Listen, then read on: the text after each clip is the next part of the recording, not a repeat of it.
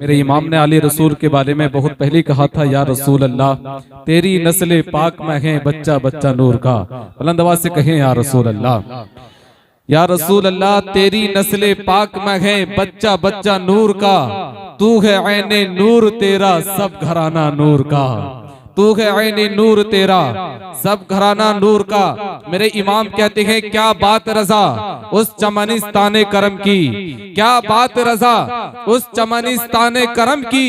ज़हरा है कली जिसमें हुसैन और हसन फूल। अल्हम्दुलिल्लाह उसी फूल की खुशबू हमारे दरमियान मौजूद है। जरा तवज्जो फरमाएं, मदद का वक्त है, ऐ सैयदे खैरुल वरा उठिए। देखें दुआया अशआर आप समाअत करें। मदद का वक्त है, ऐ सैयदे खैरुल वरा उठिए। हुआ आदा का नरगा, ऐ हबीबे किबरिया उठिए। सताते हैं बहुत आदाई दी तेरे गुलामों को, परेशान हाल उम्मत है शगे दो सरा उठिए। लगाया आपने जिस पौधे को दस्ते मुबारक से, उसी को काटते हैं अश्किया बहरे खुदा उठिए। वही गुलशन सहाबा ने जिसे खूनों से सींचा था, उजाड़ा जा रहा है अब तो ऐ अबरे सखा उठिए। तुम्हारे नाम लेवा मुशरिकों से तंग आए हैं, सितम की तेग से कटता है बंदों का गला उठिए। रसूले हाशमी उठिए, खबर लीजिए गुलामों की, मुसलमानाने आलम है बला में मुब्तला उठिए। हुसैनियों पे जमइयत यजीदी हमला आवर है, मदद फरमाइए ए दाफ़े करबो बला उठिए। मदद फरमाइए ए दाफ़े करबो बला उठिए। वो दीने पाक जिस पर करबला में तुम हुए कुर्बान, मिटाया जा रहा है ऐ शहीदे करबला उठिए। मिटाया जा रहा है ऐ शहीदे करबला उठिए। वही इस्लाम जिसको आपने था जिंदा फरमाया, तुम्हारे सोने से फिर सो गया गौसुल वरा उठिए। तुम ही हो बादशाह के हिंद, रहमत हो गरीबों पर, मेरे अजमेरी ख्वाजा ऐ मोइनो रहनुमा उठिए। उबैदे खस्ता की फरियाद सुन लो कादरी दूल्हा, खुदा के वास्ते या मुर्शिदी अहमद रजा उठिए। खुदा के वास्ते या मुर्शिदी अहमद रजा उठिए। आले रसूल औलादे गौसे आजम हुजूर सय्यद मोहम्मद रेहान मियां साहिब किबला की आमद आमद है। नारे तकबीर, नारे रिसालत, मसलके आला हज़रत, नारे तकबीर, नारे रिसालत। गले में इश्क़ रिसालत का तोक रखता है, खिदमते दीने पैगंबर का ज़ौक़ रखता है। हमारे उलमा का मकसद है दीन की तबलीग, वरना कौन खिताबत का शौक रखता है। आने का मकसद हमारा ये होना चाहिए कि हम जहाँ जा रहे हैं किसी आलिम से कोई ऐसी बात सुने जिसे सुनने के बाद हम अमल करें और हमारी जिंदगी में सुधार पैदा हो जाए। अपनी जिंदगी को सुधारने के लिए महफिलों को सुना जाए, तस्कीन खातिर के लिए, नफ्स के इत्मीनान के लिए, हंसने हंसाने के लिए इन महफिल का इनेकाद न किया जाए, न आया जाए, न बुलाया जाए। बल्कि मेरी जिम्मेदारी यह है, चूंकि मुझे आखिर में बोलना होता है, तो उसकी जिम्मेदारी ये है जो भी आखिर में बोलता है कि वो उन लोगों को वो बातें बता दे को जो बातें दिलों पे असर भी करें और अल्लाह रब्बुल इज्जत उनके सदक़े में, नबी कौनैन सल्लल्लाहु अलैहि वसल्लम के सदक़े में हमें उन बातों को अमली जामा पहनाने की तौफीक रफ़ीक अता फरमाए। देखिए, दीन की तबलीग के दो रास्ते होते हैं। एक तो खास रास्ता है जिससे रसूलुल्लाह के दीन की तबलीग होती है, और एक आम रास्ता है। खास रास्ता अगर आपको चुनना है कि रसूलुल्लाह सल्लल्लाहु अलैहि वसल्लम की दीन की खिदमत करनी है और हमें अपनी जिंदगी में सुधार पैदा करना है, तो आपको मदरसे जाना पड़ेगा। ये रसूलुल्लाह की शरीयत की जो बागडोर है उसको संभालने वाले ये मदारिस होते हैं। एक होती है तबलीग का आम रास्ता, वो ये जो आज हम और आप बैठे हुए हैं। चूंकि मदरसा तो हर कोई नहीं जा सकता, मदरसे में हर इंसान पढ़ने नहीं जा सकता, इसी वजह से हमारे बुजुर्गों ने इन महफिलों का इनेकाद किया कि जो लोग वहां नहीं जा सकते तो उन्हें एक जगह इकट्ठा करके रसूलुल्लाह की शरीयत की बातें बता दी जाए। और इस वक्त कितनी अहम जरूरत है इन जलसों की। मैं उन लोगों के कतई मुवाफिक नहीं हूं जो लोग इस बात को बरसरे मिंबर कहते हैं कि जलसों को खत्म कर दिया जाए। जलसों को खत्म कर दिया गया तो ये एक आम जरिया जो है इरसाल और तबलीग का, ये खत्म हो जाएगा। तो ये महफिलें होनी चाहिए, इसलिए कि ये एक चीज तो ये कि नबी कौनैन सल्लल्लाहु अलैहि वसल्लम की सुन्नत से साबित है, सहाबा इकराम रिदवानुल्लाहि ताला अलैहिम अजमईन के आसार से साबित है, और हमारे खल्फ व सल्फ तमाम बुजुर्गान दीन से ये महफिलों का इनेकाद ये जो है साबित है। अब साबित तो ये है कि रसूलुल्लाह की दीन की बातें बताई जाएं। अब अगर कोई आकर के चुटकुला सुनाता है तो ये उसकी अपनी गलती है। अगर आप चुटकुले सुनने के आदी हैं तो ये आपकी अपनी गलती है।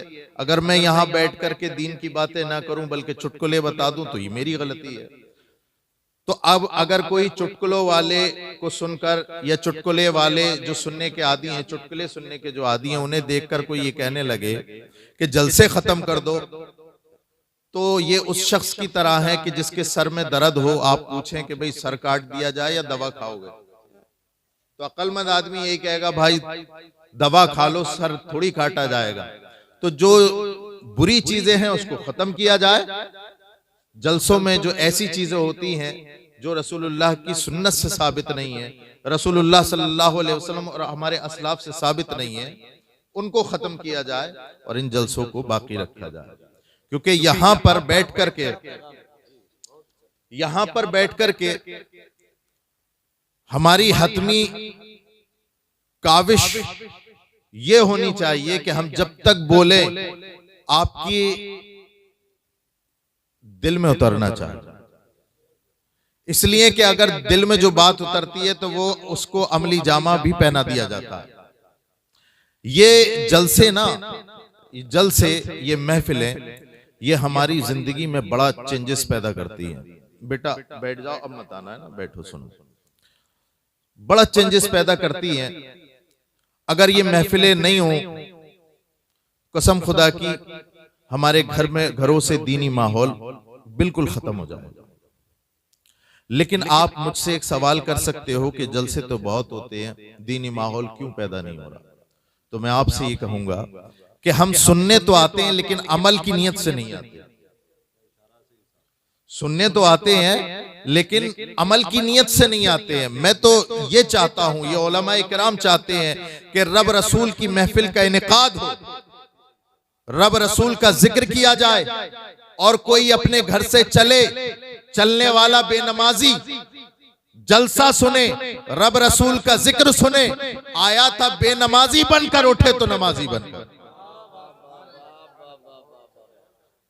रब रसूल की महफिल का इनेकाद किया जाए, जिक्र का, घर से चला झूठ बोलता हुआ, सूद खाने वाला चला, गीबत करने वाला चला, शराब पीने वाला चला, जब रसूल का जिक्र सुने, महफिल में आके बैठे, जब खड़ा हो तो शराब से भी तौबा कर गया हो, झूठ से भी तौबा कर गया हो, गीबत से भी तौबा कर गया हो, तब तो मेरे प्यारों भीकमपुर के गयूर मुसलमानों, तब तो मेरा भी आना मुबारक होगा और आपका भी आना मुबारक होगा।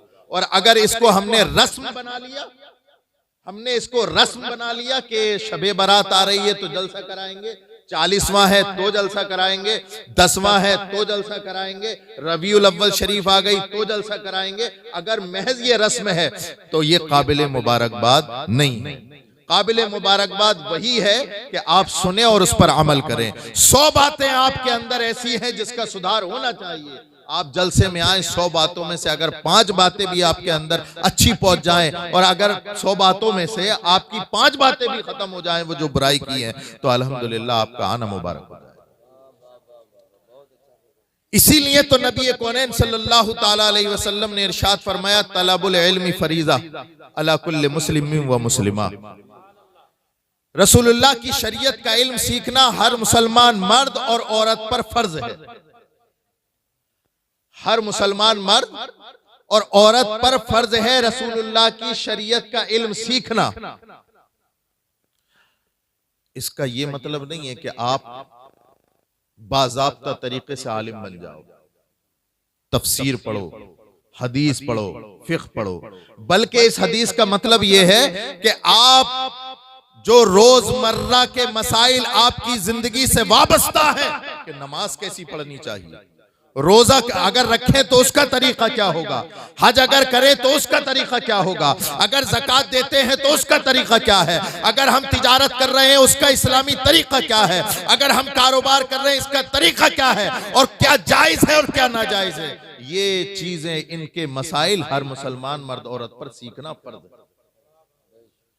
अब मौलाना फैजान साहब क़िबला हर जुमे में तकरीर कर करके परेशान है कि नमाज ऐसे पढ़ी जाती है, ज़कात के मसाइल ये हैं, वुजू इस तरह से किया जाता है, लेकिन न जाने कितने लोग ऐसे हैं जिनको नमाज पढ़ते पढ़ते 60 साल हो गई, 50 साल हो गए, नमाज पढ़ना याद होना तो दूर की बात, नमाज में खड़ा कैसे हुआ जाता है इसका शऊर भी नहीं है।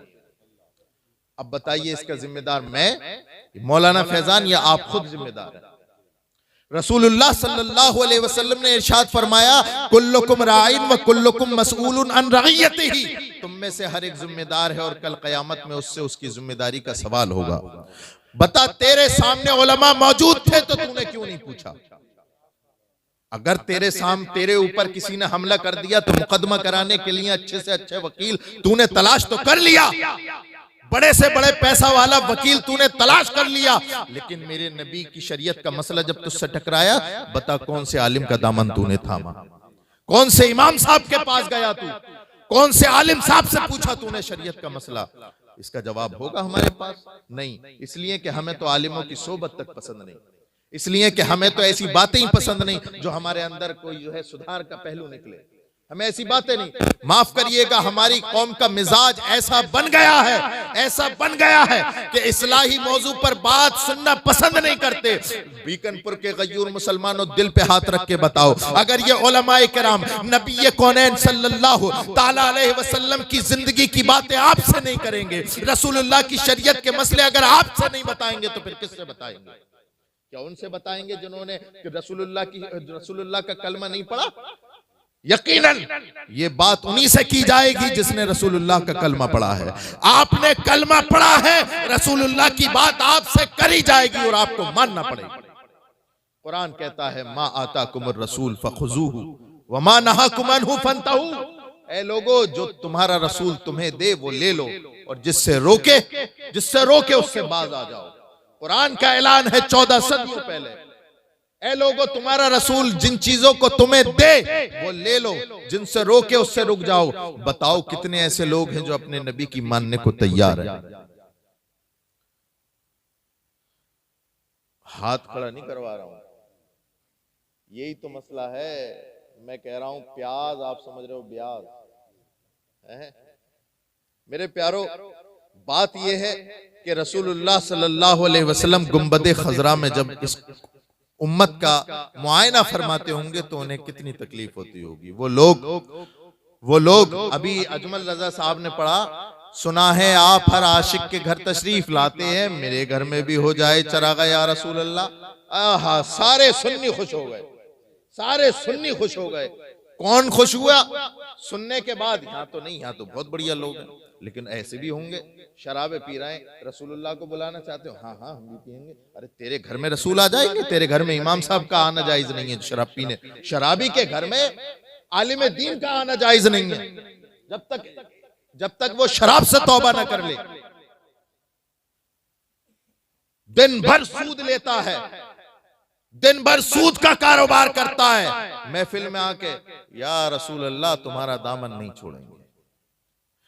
घर के ऊपर झंडे भी लगा लिए सरकार दो आलम सल्लल्लाहु अलैहि वसल्लम की नाले पाक के, और घरों में चुगलियां, घरों में नाच गाने, घर की छत पे झंडा, और घर के अंदर फिल्मी ड्रामे, घर के अंदर शराबियों के रहने का इंतजाम, आने का इंतजाम, सूदखोर रहने वाले, और छत पर रसूलुल्लाह का झंडा।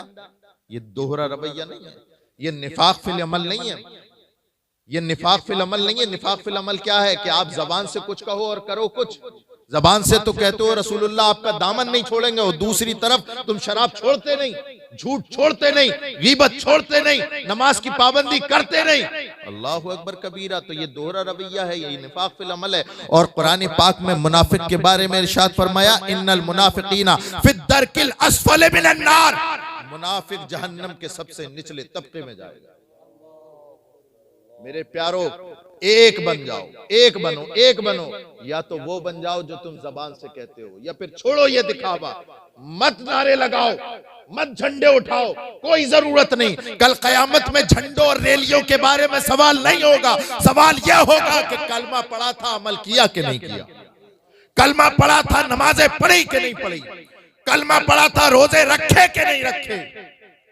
शबे बारात अभी गुजरी है, 2 दिन पहले अभी गुजरी है। कल रोजा था, पूरी रात दुआएं मांगी, अच्छी बात है। अल्लाह रब्बुल इज्जत आसमान दुनिया पर तशरीफ लाता है, बिल्कुल आसमान दुनिया पर तशरीफ लाता है, अपनी हैयत और कैफियत के एतबार से जो उसकी है तशरीफ लाता और आवाज देता है। तुलुए आफ्ताब से, गुरूबे आफ्ताब से लेकर के तुलुए सुबह तक है कोई मगफिरत चाहने वाला, मैं उसको माफ कर दूं। है कोई मुझसे रिस्क मांगने वाला, मैं उसको रिस्क दे दूं। है कोई औलाद मांगने वाला, मैं उसको औलाद दे दूं। है कोई मुझसे आज सीधा रास्ता मांगने वाला, मैं उसको दे दूं। पूरी रात अल्लाह रब्बुल इज्जत की रहमतें आवाज देती हैं। ठीक है, अच्छी बात है, पढ़ो, नवाफिल पढ़ो, लेकिन रात भर तो पढ़े नफिल, रात भर पढ़े नफिल, रात भर करी तौबा, और सुबह को फिर वही रोटेशन, जुआ, वीसीआर, फिल्में, टिकटॉक के गाने, यूट्यूब पर देखने वाली फिल्में, ये सुबह से फिर वही रोटेशन तैयार हो जाता है। हम आखिर कौन सी मंजिल में जाकर के फंस गए। मेरे प्यारो, हमें एहसास तक नहीं इस बात का कि हम कर क्या रहे हैं, धोखा किसे दे रहे हैं। अरे तुम ये सोचते हो कि तुम खुदा को धोखा दे दोगे? कसम खुदा की, खुदा को कौन धोखा दे सकता है। खुदा तो तुम्हारे जिस्म नहीं, जाहिरी स्ट्रक्चर नहीं, बल्कि उसकी जात तो वो है, इन्नहु अलीमुम बिज़ाति सुदूर, तुम्हारे दिलों के हाल से भी वाकिफ है।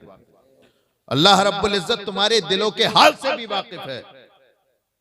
लेकिन याद रखना, ऐसी जो कीमती रातें होती हैं, अल्लाह रब्बुल इज्जत बहुत रहमतें नाजिल फरमाता है। सरकार ने इरशाद फरमाया, बनू कल्ब की बकरियों के बालों के बराबर अल्लाह रब्बुल इज्जत लोगों को जहन्नम से आजादी दे देता है, मगफिरत फरमा देता है। लेकिन आपने ये तो सुन लिया, कभी उलमा से ये भी सुना, क्या कोई ऐसी भी बात है किन लोगों को अल्लाह इस रात में भी माफ नहीं करता? ये तो सुना। इमाम साहब ये बताओ नफिल कितने पढ़े? तो इमाम साहब ने तो बता दिया। अब इमाम साहब ने बताया कज़ा भी पढ़ लियो। ये क्या बात हुई भाई? ये रात तो नफिल पढ़ने की, कज़ा पढ़ने, पूरी जिंदगी की नमाज नहीं पढ़ी। और इमाम साहब को उस दिन रात में आके वो परेशान किया इसने कि इमाम साहब की भी इबादतें बर्बाद कर दी इसने। अब हर 5 मिनट पे कॉल लगा के, इमाम साहब क्या करें, इमाम साहब आप क्या करें, इमाम साहब आप क्या करें। इमाम साहब बड़े फन्ने में आ गए, बोले करें तो करें क्या, ये क्या अल्लाह रब्बुल इज्जत। अब इमाम साहब ने थक के ये कह दिया कि तू कज़ा नमाज पढ़ ले जो तेरी नहीं है, इसलिए कि जिनकी कज़ा नमाजें रह गई हैं उनके नवाफिल जमीन और आसमान के दरमियान में लटके रहते हैं, जब तक कि उसके फर्ज पूरे नहीं होंगे नफिल भी पूरे नहीं होंगे। ये बता दिया तो इमाम साहब का मत्ता खा गया। अब ये चौराहे पे बैठ के कह रहा है, लो साहब इमाम साहब नहीं बातें कर रहे हैं। बोले पूरी रात ये नफिल पढ़ने की है, ये कज़ा पढ़वा रहे हैं। और नफिल भी कौन से वाले पड़ेगा? अल्लाह की रजा के लिए नहीं। इमाम साहब वो बता दो जिसमें घर में खैर बरकत होगी। इमाम साहब वाले नफिल की नियत बता दो जिसमें जो है मेरी उम्र बढ़ जाएगी। इमाम साहब वाली बता दो कि जिसमें जो है मेरा अच्छा रिश्ता आ जाएगा। ढूंढेगा दुनिया भी, नमाज में भी दुनिया तलाश कर रहा है, नमाज में भी दुनिया तलाश कर रहा है। मेरे प्यारो भीकनपुर के गयूर मुसलमानों, इमाम साहब से ये भी तो पूछो कि इस रात अल्लाह रब्बुल इज्जत बेशुमार बंदों की मगफिरत करता है। ये भी बता दें कि किनकी नहीं करता है, किनकी नहीं करता है, तो ये उलमा बताएंगे आपको। अल्लाह रब्बुल इज्जत इतनी मगफिरत करता है, बेशुमार मगफिरत करता है इस रात में, सिवाय चंद लोगों के कि उनको कभी माफ नहीं करता। कौन? मशाहिन, हसद करने वाला, किसी मुसलमान से दुश्मनी रखने वाला, जिनाकार, शराब का आदी, माँ बाप की नाफरमानी करने वाला। ये 4 या 5 लोग ऐसे हैं कि जिनको अल्लाह रब्बुल इज्जत इस मुबारक और मुहतमिम बिशान रात में भी माफ नहीं फरमाता। हसद का मामला हमारी कौम से ज्यादा किस कौम में? ये तो दुनियावी मामला है। अगर कोई दीनी मामला भी लेके निकल आए तो उसमें भी हसद। उसमें भी हसद। और हसद कैसी? अच्छा चलो दुनिया में हसद क्या है भाई, पैसा कहां से आ रहा है इनके पास, प्लाट भी ले लिया, पिछले महीने बुलेट ली थी, प्लाट भी ले लिया, घर की भी बात करने गएंगे मुरादाबाद में, पैसा कहां से आ रहा है? अरे नादान बदबख्त, तू है देने वाला या वो है देने वाला? अगर तेरे हसद करने से एक जर्रा भी उसको कम हो जाता तब तो थोड़ी बहुत सोचने वाली बात थी। तेरे हसद करने से उसका तो कुछ नहीं बिगड़ा, तेरे ईमान पे फर्क पड़ गया। और सरकार इरशाद फरमाते हैं हसद ईमान को ऐसे खाता है जैसे दीमक लकड़ी को खा जाती है। तूने हसद कर करके उसका तो कोई नुकसान नहीं किया, बल्कि उसकी नेकियों में और इजाफा हो गया। अल्लाह और उसे दे रहा है, जितना जलेगा उतना और उसे मिलेगा, जितना जलेगा इतना और उसे मिलेगा, है ना। ये तो रहा उनका जिनका आपसी कारोबार है, तुम भी वही कारोबार कर रहे हो, वो भी कारोबार। मामला ये आलिमों से हसद, बोले कलफ के कपड़े 10,000 रुपए में, पैसा कहां से आ रहा है इनके पास? मौलाना फैजान साहब कार भी ले रहे हैं, तनख्वाह तो यार इतनी है नहीं, घर चलो इनके, ये कर क्या रहे हैं, कर क्या रहे हैं, पैसा कहां से आ रहा है? मेरे प्यारो ये हसद नहीं है। तुम्हें क्या मतलब किसी से, तुम्हें क्या मतलब किसी से? और हाँ, हमारी कौम भी बहुत चालाक है, ये उसी को कहेगी जो ये देख लेगी कि ये कमजोर है, और इसके बराबर में वो जो बैठा है इतने मोटे लटका आदमी, उसके बारे में कभी जबान नहीं खोलेगा। हालांकि वो शराब पीने का आदी है, हालांकि वो सूद खाने का आदी है, हालांकि वो औरतों का शौकीन है, हालांकि वो दूसरे की बहू बेटियों पर गलत निगाहें डालता है, नमाजें धड़ल्ले से जो है छोड़ता है। अल्लाह अकबर कबीरा, कोई ऐसा गुनाह कबीरा नहीं जो उसने नहीं कर दिया, लेकिन इसके बारे में कभी इसने ये जबान नहीं खोलता, इसलिए कि इसे डर है। मेरे प्यारे मेरे प्यारे मेरे प्यारे, देख तू इसे टोके न टोके, कल कयामत के दिन इसे न टोकने की वजह से तू भी जाएगा, तू भी जाएगा। इसलिए कि सरकार ने इरशाद फरमाया ईमान के 3 दर्जे हैं। पहला दर्जा तो यह है कि किसी को बुरा करते हुए देख लो तो हाथ से रोक लो, अगर इतनी भी हिम्मत ना हो तो दूसरा दर्जा यह है कि जबान से रोक दो, और तीसरा और आखिरी दर्जा ईमान का यह है कि अगर उसे हाथ से रोकने की भी ताकत नहीं, जबान से रोकने की भी ताकत नहीं, तो सबसे आखिरी दर्जा ईमान का यह है कि दिल से बुरा जाना, उस फेल को दिल से बुरा जाने। कौम का अलमिया तो यह है कि हम दिल से भी बुरा मानने को तैयार नहीं है। अगर कोई बड़ा आदमी, अगर किसी ने किसी को जेल भिजवा दिया तो यह नहीं कहेगा इसने जुल्म किया, यह कहेगा बहुत सही करा, इतना भी बहुत रिया था, बिल्कुल इसका इलाज कर दिया। कसम खुदा की, ये जुल्म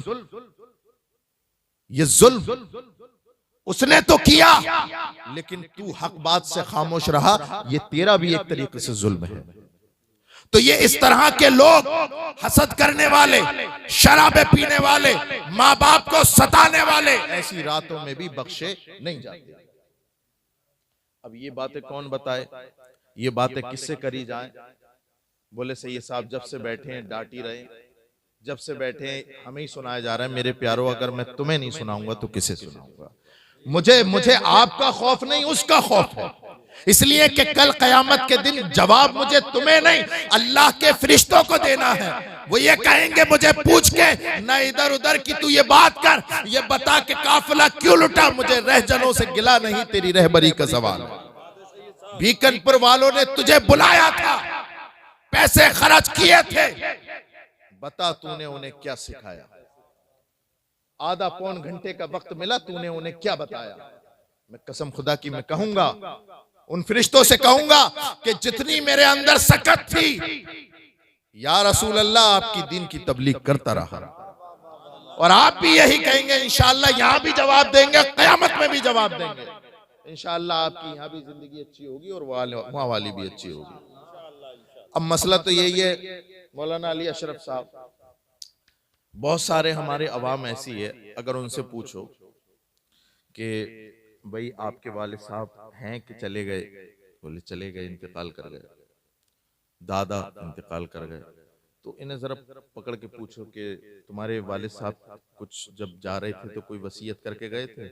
सबको याद है, हमारे अब्बा जब गए तो ये वसीयत करके गए, हमारे दादा गए तो ये वसीयत करके गए। ईमानदारी से बताना बीकनपुर के मुसलमानों, क्या तुम्हें ये भी पता है तुम्हारा नबी जब इस दुनिया से जा रहा था तो क्या वसीयतें करके जा रहा था? तुम्हें ये तो पता है हमें अपने दादा परदादा की वसीयतें याद, हाय अफसोस हमें मोहम्मदुर रसूलुल्लाह की वसीयतें याद न रही। अब ये बताएगा कौन? ये बताएंगे उलमा। आप पूछो इनका हाथ पकड़ के, ए रसूलुल्लाह की शरीयत के आलिम, हमें बाप दादा की वसीयत याद है, लेकिन हमने कलमा बाप दादा का नहीं मोहम्मद रसूलुल्लाह का कलमा पढ़ा है। बताइए हमारा नबी जब इस दुनिया से जा रहा है तो क्या वसीयत करके जा रहा है? तो ये आलिम दीन बताएंगे। जब तुम्हारा नबी इस दुनिया से जा रहा है तो 4 वसीयतें करके जा रहा है। क्या है 4 वसीयतें? उलमा बताएंगे। नबी ने इरशाद फरमाया, उर्दू आलिमन और मुतअल्लिमन और मुस्तमिअन और मुहिब्बल्लाह। ये 4 वसीयतें। क्या है पहली वसीयत तुम्हारे नबी की तुमसे? ए मेरे उम्मती, अगर तू कुछ बनना चाहे तो मेरी शरीयत का आलिम बन। क्या है वसीयत? क्या बनना? आलिम बनना। पके तो नहीं हो? बात खत्म कर दूं या और करूं? दुरूद पाक पढ़ लो। अल्लाहुम्मा सल्ली अला सय्यदिना व शफीना हबीबना मौलाना मुहम्मद मुबारक वसल्लम सलातु व सलामुन अलैका या रसूलुल्लाह सल्लल्लाहु अलैहि वसल्लम। कितनी वसीयतें की तुम्हारे नबी ने तुमसे? 4 वसीयतें। पहली वसीयत क्या थी? है मेरे उम्मती, अगर तू कुछ बने, MP MLA का मत बनना, प्रधान मत बनना। और अब तो इतना हमारी कौम में ये वाली सियासत इतनी आ गई है, और सियासत कोई बुरी चीज नहीं है अगर आप तरीके से करें, मुसलमानों की भलाई के लिए, मुआशरे की भलाई के लिए करें, तो सियासत कोई बुरी चीज थोड़ी है। लेकिन मसला ये है कि इसे पद चाहिए, चाहे कूड़ा अध्यक्ष हो, नाली अध्यक्ष,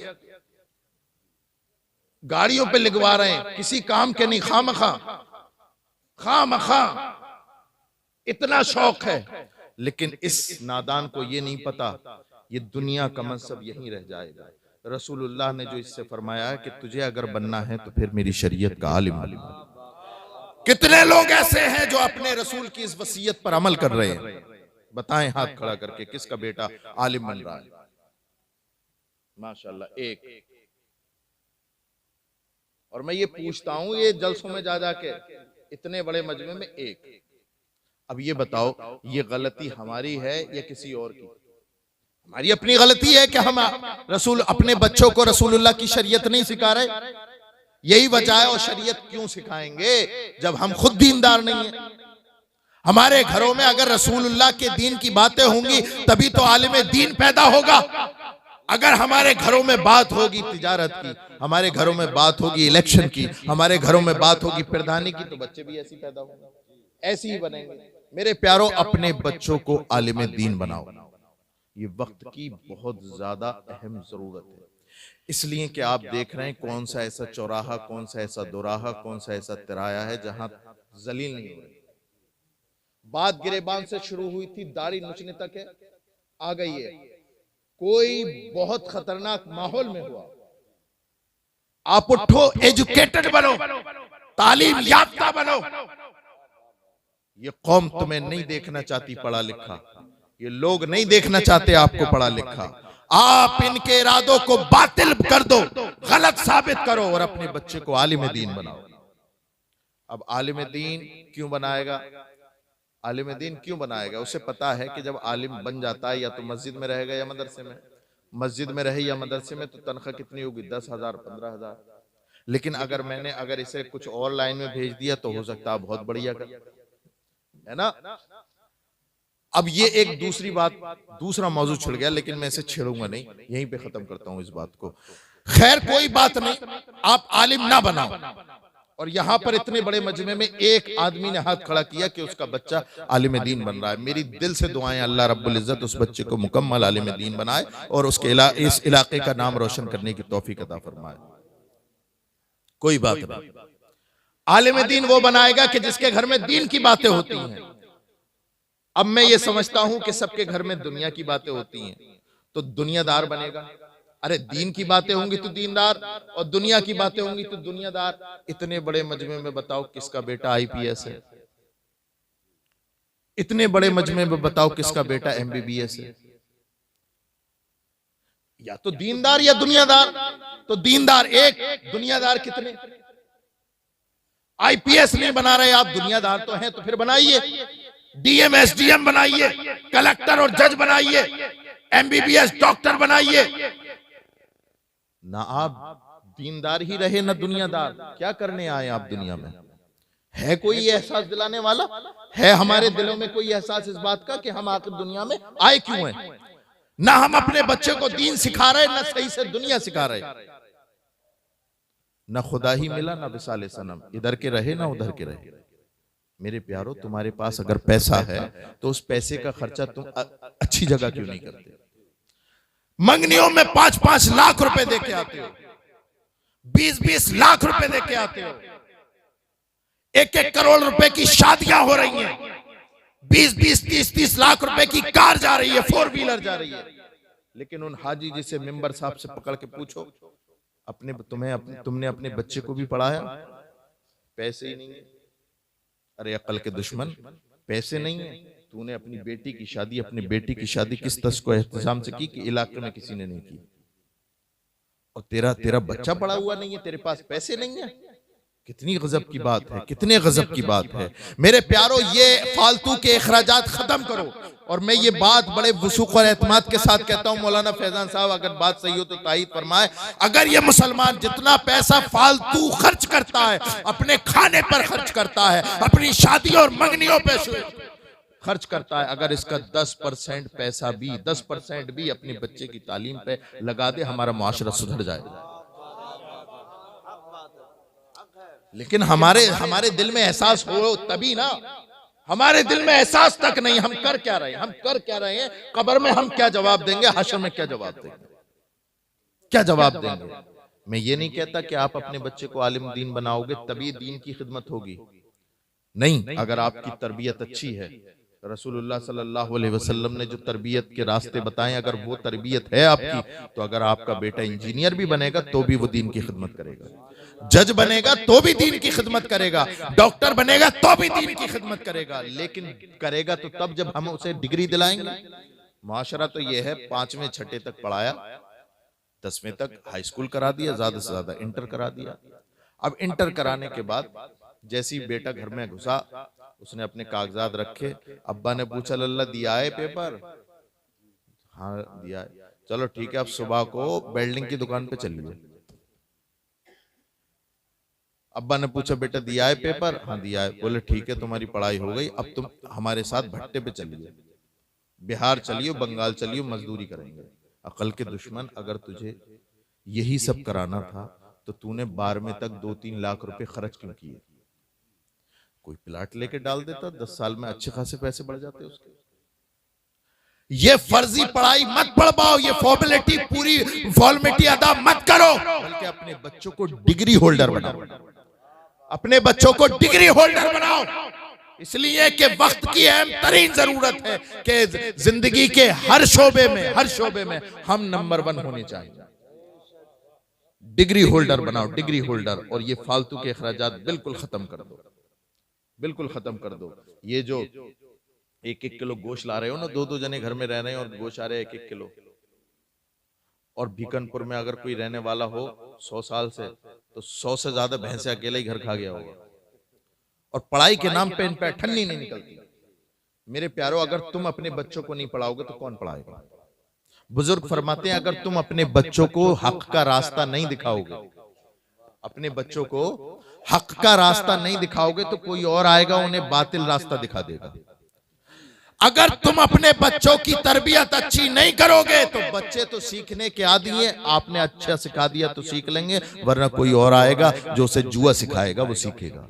कोई और आएगा जो उसे शराब पीनी सिखाएगा, वो सीखेगा। कोई और आएगा जो उसे औरतबाजी सिखाएगा, वो सीखेगा। कोई और आएगा, अल्लाहु अकबर कबीरा, उसे स्मैक पीनी सिखाएगा, वो सीखेगा। इसलिए कि बच्चे सीखने के आदी होते हैं। तो जब बच्चे सीखने के आदी हैं तो बेहतर है उन्हें रसूलुल्लाह की तरबियत दी जाए, अच्छी तरबियत दी जाए। ये वक्त को जाया ना करो। अपने तुम तो चलो, जो हो गए वो हो गए, तुमसे जो हुआ वो हुआ, लेकिन कम से कम अपने बच्चों को एजुकेटेड कर दो, तालीम याफ्ता कर दो, तालीम याफ्ता कर दो। एक बच्चा अगर दुनिया भी किसी लाइन में आएगा ना, किसी लाइन में बहुत सारे लोगों को फायदा। लेकिन माशरा इस कदर का सोया हुआ है। कौन कौन जन्नत में जाएगा, हाथ खड़े कर दो तो सब खड़े कर देंगे। कौन कौन जो है ये चाहता है कि अल्लाह भी बख्श दे, तो सब क्या अल्लाह रब्बुल इज्जत ऐसी बख्श देगा? क्या अल्लाह लोहे के चने हैं जन्नत में जाना? लोग जन्नत की ख्वाहिश में अपने पैर सुजा लिए खड़े खड़े, रातों की नींदें उन्होंने कुर्बान कर दी जन्नत की ख्वाहिश में, और तुम सिर्फ एक नारे में खुश हो जाते हो और सब कुछ लूट लाट के, सब कुछ इकट्ठा कर करा के तुम दे देते हो। क्या हुआ? कुछ नहीं। मेरे प्यारों, अपने पैसे का सही इस्तेमाल करो और उसका मसरफ अच्छी जगह बनाओ। वो ये है कि अपने बच्चों को तालीम याफ्ता करो, एजुकेटेड करो। वक्त की अहम जरूरत है। आलिम दीन बनाओ या फिर दुनियावी कोई पढ़ाई पढ़ाओ। इसलिए कि देखो, ये वक्त ऐसा है कि मुसलमानों के अलावा हर मजहब का मानने वाला अपने दीनी रहनुमा को दुनिया का हर मनसब देने को तैयार है। तैयार ही नहीं बल्कि दे चुके हैं। वो इस बात पे आमादा है कि हम अपने दीनी रहनुमा को दुनिया का हर मनसब दे देंगे। एक मुसलमान है जो अपने आलिम की इज्जत करना अभी तक नहीं सीखे। ये कैसे आएगा? ऐसे आएगा जब आप सीखेंगे। सरकार दो आलम सल्लल्लाहु अलैहि वसल्लम ने तुमसे फरमाया कि तुम अगर बनो तो फिर आलिम बनो। पहली वसीयत क्या है कि मेरे उम्मती अगर बने तो आलिम बनना, उर्दू आलिमन। सरकार ने फिर दूसरा इरशाद फरमाया, अगर आलिम न बन सके औ मुतअल्लिमन, या फिर तालिब इल्म बनना। तालिब इल्म का मतलब ये है कि आप रसूलुल्लाह की शरीयत का मसला जो मालूम नहीं है वो पूछते रहे। ऐसा ना हो कि आप ये सोचे कि हमारी सफेद दाढ़ी है यार, अगर आप पूछेंगे तो बदनामी हो जाएगी। एक हाजी जी नमाज पढ़ रहे थे और इमाम साहब के पास बैठे थे नौजवान बैठने वाले। तो नौजवान बैठते हैं तो उन्हें बताया भी जाता है, वो सीखते हैं नमाज पढ़ना। उसे सही आती थी। हाजी जी को देखा उसने नमाज पढ़ते हुए, और हाजी जी कहा, हाजी नमाज ऐसे नहीं पढ़ी जाती, ऐसे पढ़ी जाती है। ये जुमला उसकी जुबान से निकला, कयामत आ गई। इतना बड़ा हो गया भाई, अब तू हमें बताएगा, हमें सिखाएगा? जुमे 8 दिन नहीं हुए तुझे पैदा हुए, हम 60 साल से नमाजें पढ़ रहे हैं। ये रवैया नहीं। बुजुर्ग फरमाते हैं, अगर तुम्हें नसीहत तिनके से भी मिल जाए तो ले लो। तुम्हारे अंदर अगर कमी है तो उसे पूरी करो, खत्म करो उस कमी को, और अपना मुकम्मल तरीके से आप जो भी अमल कर रहे हैं शरीयत का, उसे मुकम्मल तरीके से सीखें। सीखने का मिजाज रखो, शर्माओ मत, बिल्कुल मत शर्माओ। जो भी मसला है अगर नहीं जानते तो पूछ लो, बहस ना करो। बहस, हमारे गांव में कोई बहस हो रही होगी किसी मसले पे, या हर आलिम के गांव का मामला है, चौराहों पर बैठ करके लड़ेंगे, ये मसला ऐसा नहीं, ये मसला ऐसा, ये मसला ऐसा नहीं ऐसा। कुछ कहेंगे जायज और कुछ कहेंगे नाजायज। अब जब इनमें खूब तनातनी हो जाएगी तो एक निकालेगा, बोले लो अभी देखता हूँ, मुफ्ती साहब से लगाता हूँ अभी, और उन्हीं के सामने हैंड फ्री, हजरत ऐसे ऐसे बात चल रही है, मेरे पास फोन आया, ऐसे ऐसे बात चल रही है, और क्या बात है, ये मसला जायज है या नाजायज है? मैंने कहा मोबाइल हैंड फ्री है? बोले हाँ हैंड फ्री है। मैंने कहा सब सुनना है? गौर से सुनो। मैंने कहा कुछ ऐसे होंगे जो इसको जायज कह रहे होंगे? बोले हाँ। मैंने कहा कुछ ऐसे होंगे जिसे नाजायज कह रहे होंगे? बोले हाँ। तो मैंने कहा मेरे पास जीत हार का फैसला करवाने के लिए फोन कर रहा है, कौन जीता और कौन हारा? शरीयत का मसला जीत और हार का नहीं। और ये चौराहों पर बैठकर शरीयत के मसले ये जो है करने वाले, ये ध्यान से सुने, कसम खुदा की अगर तुमने किसी ऐसे मसले को जायज कह दिया जो हकीकत में नाजायज है, तो तुमने रसूलुल्लाह की शरीयत पर बुहतान लगाया। रसूलुल्लाह की शरीयत पर आपने बुहतान लगाया और मजाक उड़ाया, इसलिए कि तुमने जो रसूलुल्लाह ने जायज किया था उसको नाजायज कर दिया। और अगर तुमने जायज कह दिया तब भी तुम गुनाहगार हो, इसलिए कि तुमने अटकल से कहा। तुम आलिम नहीं हो, तुम जानते नहीं हो, तो जो जानता नहीं वो मसला बताए, वो शैतान का खिलौना है। इसलिए ये चौराहों पर तिराहों पर बैठकर बातें ना करो। अगर तुम्हें सही माना में दीन सीखना है तो इमाम के किसी आलिम के पास आकर के सीखो। मैंने उन्हें बड़ी लताड़ लगाई और कहा कि शाम को मैं मिलूंगा घर पे, घर आके बात करो। तो मेरे प्यारो, सीखने का मिजाज पैदा करो, जीत और हार का नहीं। जीत और हार का नहीं, सीखने का मिजाज हमारे अंदर जिस दिन आ गया, कसम खुदा की कौम बेहतर से बेहतर बनकर के तैयार हो। एक सहाबी रसूल थे, नौजवान सहाबी सरकार की बारगाह में बैठे हैं। बात लंबी तो नहीं हो रही है भाई, खत्म कर दे, थोड़ी देर और सुनो। 45 मिनट हो गए तकरीबन, मुझे भी नहीं पता चला और आपको भी नहीं पता चला। अल्लाह रब्बुल इज्जत आपको खुश रखे। सहाबी बैठे थे, नौजवान सहाबी, सरकार उनसे बातें कर रहे थे। बातें करते करते सरकार की आंखों में आंसू आ गए। वो सहाबी नौजवान दूर बैठा था, करीब हुआ, या रसूल अल्लाह फिदा का उम्मी व अबी, मेरे माँ बाप आप पर कुर्बान हो जाएं। या रसूल अल्लाह, अभी तो आप मुस्कुरा रहे थे, माँ युबकी का, या रसूल अल्लाह किस चीज ने आपको रुला दिया, किस चीज ने आपको रुला दिया? तो सरकार दो आलम सल्लल्लाहु अलैहि वसल्लम ने अपने कपकपाते हुए होठों से कहा कि ए नौजवान सहाबी, अभी अभी जिब्रील अमी, सिदरा के मकी, रूहुल अमी, हजरत जिब्रील अमी मेरे पास आए और कहा है कि ये नौजवान जो तुम्हारे पास बैठा है, ये चंद घड़ियों का मेहमान है, उसके बाद मर जाएगा। तेरी मौत की खबर ने मुझे रुला दिया। अब भी कानपुर वालों जरा गौर करो, नबी कौनैन सल्लल्लाहु ताला अलैहि वसल्लम की बारगाह में वो बैठे थे, मौत की खबर दे दी नबी ने कि चंद घड़ियों का मेहमान है, अब तू मर जाएगा। अल्लाह अकबर कबीरा। वो सहाबी नौजवान दूर बैठे थे, करीब हुए, और इतने करीब हुए सरकार के जानुए अक़दस पर, घुटनों पर हाथ रख लिए, आंखों से आंसू। या रसूल अल्लाह, यकीन है मुझे आपकी बात पर, इसलिए कि मा यंतिकु अनिल हवा इन हुवा इल्ला वहयु यूहा। या रसूल अल्लाह, आप बोलते हैं, हकीकत में वो वही इलाही। जमीन अपनी जगह से हिल सकती है, आसमान हट जा सकता है, लेकिन आमना के लाल ने जो फरमा दिया है, कौले मोहम्मद कौले खुदा, फरमान न बदला जाएगा, बदलेगा जमाना लाख मगर कुरान न बदला, फरमाने रसूल कभी न बदला जाएगा और कुरान न बदला जाएगा। कुरान को बदलने वाले बदल गए, कुरान वहीं का वहीं आज भी। सरकार आपकी बात पे यकीन है, यकीनन मैं मानने वाला हूं, लेकिन या रसूलुल्लाह अब बताइए, अब मैं कहां जाऊं, अब मैं किसके पास जाऊं? क्या मैं माँ के पास जाऊं या बाप के पास? या रसूल अल्लाह, मैं इतना जानता हूं कि इन लम्हात में मेरे लिए इतनी मेहरबान मेरी मां नहीं जितना मेहरबान आमना का लाल है।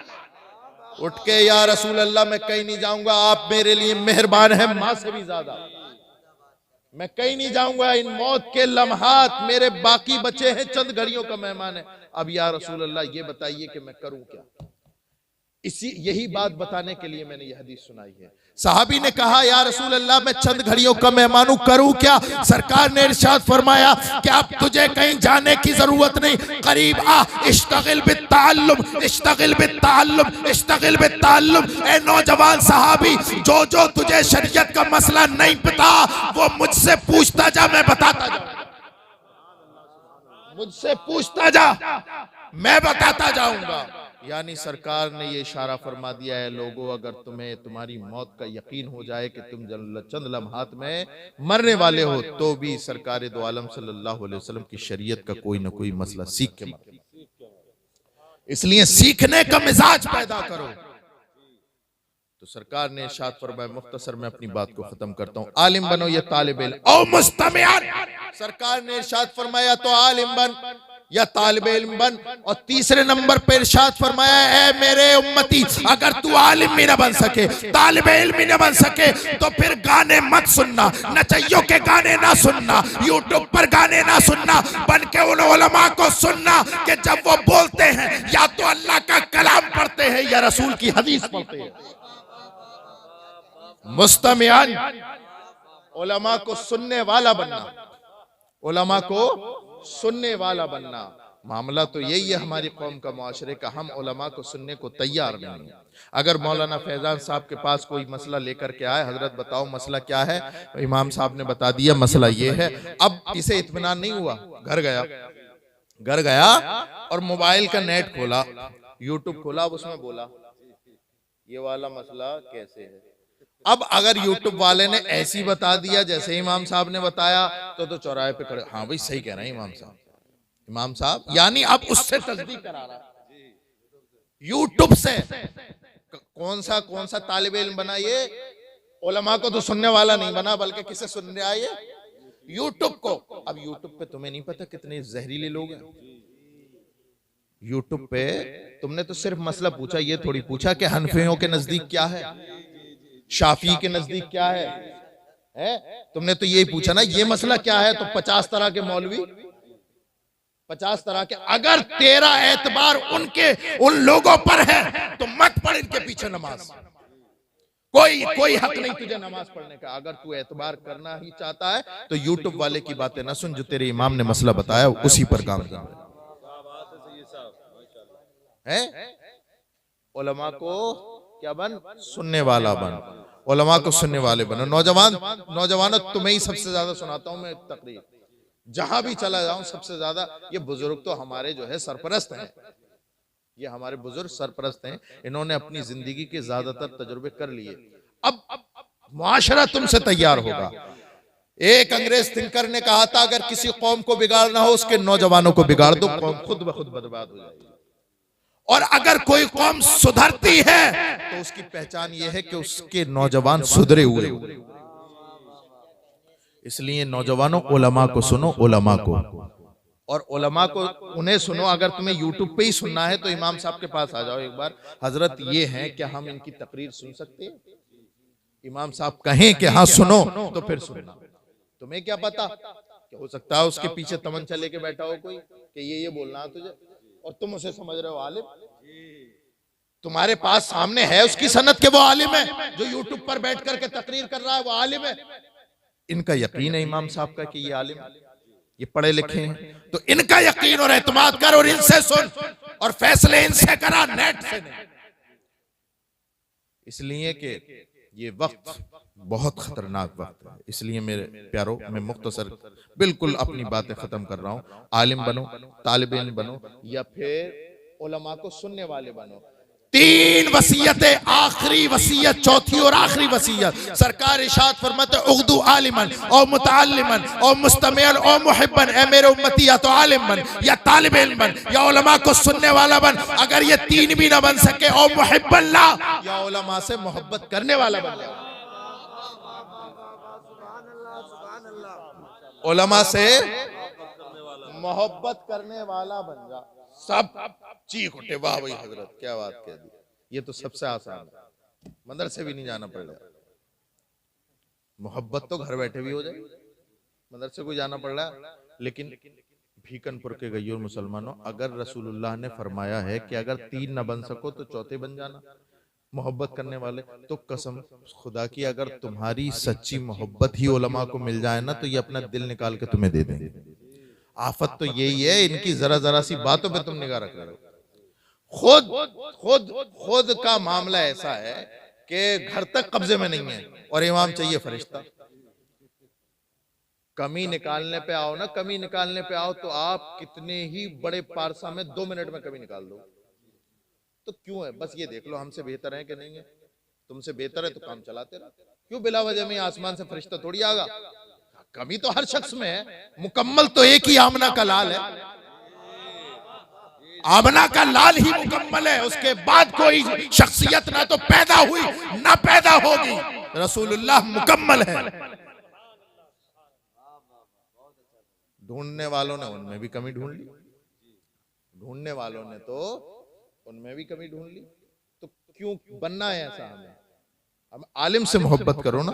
मोहब्बत करने का तकाजा यह है कि आप अपना 100% दो, इन्हें 100% दो, इनसे मोहब्बत करो, इनकी खिदमत करो, है ना, इनकी खिदमत करो, इनके अच्छे बुरे में शरीक रहो, इनके मिजाज को समझो, इनकी तबीयत, उलमा की तबीयत को समझो। मसला तो यह है कि आपने मस्जिद में लगा दिए करोड़ों रुपए और इमाम को वही 5,000 दे रहे हैं, 7,000 दे रहे हैं। मैं कोई सिफारिश नहीं कर रहा हूं तनख्वाह बढ़ाओ कि नहीं बढ़ाओ, और ना इन्होंने मुझसे कहा है, लेकिन मैं तो एक बात आ गई तो कह रहा हूं। करोड़ों रुपए लगा दिए, 7,000 से मुतवल्ली साहब ने 500 रुपए बढ़ा दिए, 7.5 कर दी। तो 4 जने खड़े हो गए जुमे में, बोले सब इन्हें दे दो। 500, 7,500, 8,000 रुपए में मेरे प्यारो आप अपने घर का खर्चा उठा सकते हो? बिल्कुल नहीं हो सकता। कैसे उठ सकता है? लेकिन अल्लाह रब्बुल इज्जत का फजल है इन लोगों पे जो ये काम चला रहे हैं। तो आप जो दे रहे हो वो देते रहो, चाहो तो बढ़ा दो, लेकिन मोहब्बत 100%, मोहब्बत से हो। तो सरकार ने इरशाद फरमाया चार बनना, चार, आलिम या तालिब इल्म या उलमा को सुनने वाला या मोहब्बत करने वाला, लेकिन होशियार होशियार होशियार, चार बनना, पांचवा मत बनना। इसलिए कि अगर पांचवा बन गया फत्ता हलिक तो हलाक हो जाएगा। पूरी उम्मत पांचवा ही बनने को तुली पड़ी है, चार नहीं बन रही, चार नहीं बन रही। जिसका हुक्म दिया है उसे नहीं ले रहा, और जिसे रोक दिया है उसे ले रहा है। कुरान तो कहता है मा आता कुमर रसूल फखुजूहु व मा नहाकुम अन्हु फंतहू। रसूल तुम्हें दें वो ले लो, चार दिए वो ले लो, इनमें से कोई ना कोई, और जो ना दें यानी पांचवा उसे बिल्कुल मत लो। इसलिए कि इंसान की फलाह और कामयाबी रसूलुल्लाह की मानने में है। अल्लाह रब्बुल इज्जत हम सबको इल्म नाफ़ी अता फरमाए और रसूलुल्लाह सल्लल्लाहु अलैहि वसल्लम की शरीयत पर अमल करने की तौफीक अता फरमाए। फिर कभी मौका मिला तो इंशाल्लाह बात करेंगे।